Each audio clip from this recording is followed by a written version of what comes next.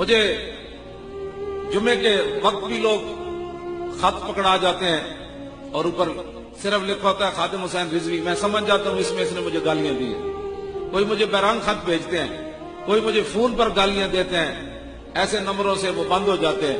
لیکن میں اللہ کا شکر ادا کرتا ہوں کہ کسیرا خونے نہ کردائم و کسیرا نہ کشتائم جرمم ہمی کہ روئے تو عاشق روئے تو گشتائم. نہ میں نے کسی کا خون بہایا, نہ میں نے کسی کو زخمی کیا.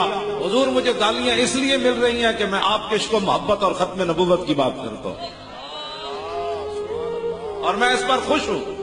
اور میں اس پر وہ خط جو ہے وہ جمع کر کے علیحدہ رکھے ہوئے ہیں تاکہ میرا اگر کوئی بندہ مجھے محبت کرنے والا پڑھ لینا تو وہ کہے میں نے اس بندے کو بھی قتل کر دینا ہے جس نے آپ کو خط لکھا ہے. لیکن میں نے کبھی کسی کو بتایا ہی نہیں. کیا جرم ہے ہمارا؟ ایک ویل چیئر پر بیٹھے ہوئے بندے کا کیا جرم ہو سکتا ہے؟